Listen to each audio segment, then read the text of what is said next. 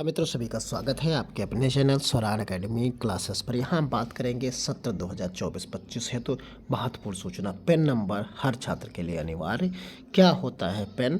यदि PAN number नहीं तो आपको स्कॉलरशिप, टीसी, अन्य कॉलेजों में प्रवेश नहीं मिलेगा। तो इस तरीके की चीज़ें हो सकती हैं आपके साथ, तो इसलिए पेन आपका जनरेट होना बहुत आवश्यक है। ये होता क्या है, आइए इसके सबसे पहले इसे समझते हैं। देखिए, यहाँ पर आपको समझना है कि जो पेन है वो पेन के बारे में, पेन का जो पूरा फुल फॉर्म है वो आप देख लीजिए। पेन होता है पर्सनल एजुकेशन नंबर, यानी पेन का जो फुल फॉर्म है वो आपके सामने है, उसे आप पहले पढ़ लीजिए, उसे समझ लीजिए।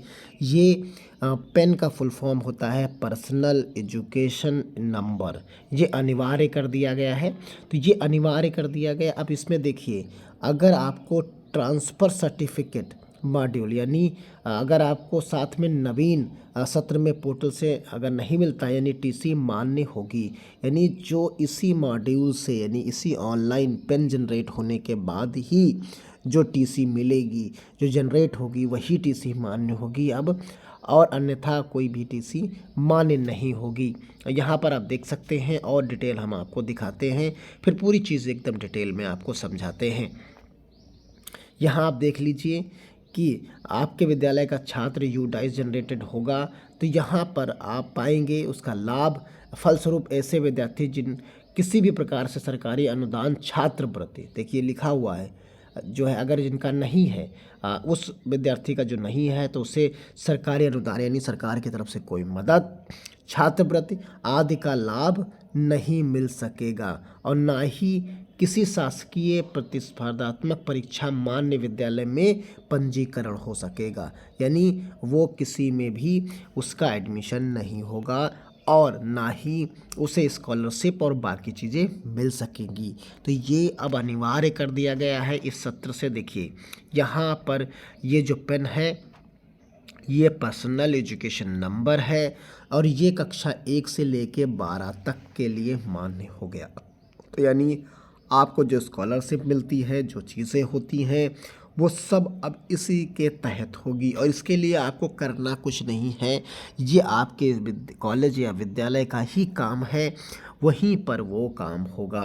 तो यानी कहा गया कि ये शिक्षा मंत्रालय, भारत सरकार द्वारा कक्षा 1 से लेके 12 तक के प्रत्येक विद्यार्थी के लिए पेन नंबर जो है अनिवार्य कर दिया गया है। आप समझिए, चाहे वो किसी भी इंस्टीट्यूट में हो, चाहे प्राइवेट, सरकारी या कहीं भी, तो ये आप देख लीजिए कि सभी छात्रों के लिए अवगत है कि शिक्षा मंत्रालय भारत सरकार द्वारा कक्षा 1 से 12 तक के लिए प्रत्येक विद्यालय विद्यार्थी के लिए पेन नंबर यानी पर्सनल एजुकेशन नंबर अनिवार्य कर दिया गया है, जो कि नामांकन के समय में ही वो प्रोफाइल जब कॉलेज या स्कूल बनाएगा, जब वहाँ का हेड या वहाँ का सिस्टम जो है वो बनाएगा, जब नामांकन आपका करेगा, तो वो अपने आप वहाँ जनरेट हो जाएगा। यानी ये आप बाहर से कहीं नहीं बनवा सकते, जब आप किसी विद्यालय में पढ़ रहे हैं इस वक्त, वहीं से वो जनरेट किया जाएगा। और प्रोफाइल ऑफ फैसिलिटी जो है आपकी क्या होगा, सामान्य प्रोफाइल यानी जनरल प्रोफाइल, नामांकन प्रोफाइल यानी इनरोलमेंट प्रोफाइल, और जो है फैसिलिटी प्रोफाइल। देखिए 3 चीज़ें यहाँ होती हैं, जीपी, ईपी और एफपी, यानी जनरल प्रोफाइल और इनरोलमेंट प्रोफाइल और जो है आपकी फैसिलिटी प्रोफाइल। दर्ज करने पर ही डाटा पोर्टल पर ये जनरेट होता है। जब ये तीनों चीज़ें जो है भर दी जाती हैं वहाँ पोर्टल पर, तब ये आपका नामांकन जो आपका पेन है ये जनरेट हो जाता है। साथ ही अगर आप नवीन सत्र में एडमिशन लेना चाहते हैं, तो आपको वहीं से ट्रांसफ़र सर्टिफिकेट मॉड्यूल से जनरेट कर टीसी दी जाएगी। अब हाथ से लिखी हुई टीसी नहीं दी जाएगी, यानी जनरेटेड टीसी वहीं से दी जाएगी, और वही टीसी मान्य होगी। आप समझ गए होंगे। तो ये सब चीज़ें यहाँ पर बताई गई हैं। सोचिए कि यदि आपका विद्यालय का एक भी बच्चा यदि यूडाइस जनरेटेड यानी पेन एजुकेशन नंबर से वंचित है अथवा रह जाता है, तो उस विद्यार्थी की गणना किसी भी सरकारी रिकॉर्ड में नहीं हो सकेगी, जिसके कारण सरकारी रिकॉर्ड में उसका कहीं जिक्र ही नहीं रह जाएगा। और फिर क्या होगा, ऐसे विद्यार्थियों को सरकारी अनुदान, छात्रवृत्ति आदि लाभ नहीं मिल सकेगा। तो ये ज़रूर है आपको ये कार्य जो है शिथिलता इसमें नहीं बरतनी है, इसे प्रॉपर वे में करना है जिससे किसी भी छात्र का या विद्यार्थी का अहित ना होने पाए।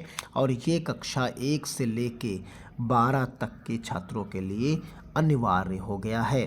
तो यानी वो कहीं भी पढ़ता हो, किसी कॉलेज में हो, विद्यालय में हो, चाहे वो सरकारी हो या प्राइवेट हो, वो चाहे मान्यता प्राप्त हो, जो भी है, सभी जगह ये आपको मिलेगा ही मिलेगा। यानी अगर ये नहीं है तो जो है बच्चे के लिए समस्या होगी। उपरोक्त क्रम में सभी निर्देशित किया जाता है कि अपने विद्यालय के प्रत्येक छात्र को GP, EP, FPU dice portal के निर्धारित प्रारूप पर त्रुटिहीन ढंग से भरना सुनिश्चित करें, जिससे आपके विद्यालय के प्रत्येक बच्चे का शैक्षिक भविष्य सुरक्षित हो सके। तो ये चीज़ें आपने यहाँ पर देखा, ये बहुत अच्छा कदम है। इसकी सराहना जितनी की जाए उतना ही कम है, क्योंकि ये सब चीज़ें अब ऑनलाइन हो गई हैं और जिससे अब त्रुटियां होने के चांसेस बहुत कम हो गए। मिलते हैं अगली अपडेट के साथ। इसे ज़्यादा से ज़्यादा लोगों को शेयर करिए जिससे उन्हें इस चीज़ की भी जानकारी सबको मिल सके। धन्यवाद। जय हिंद, जय भारत।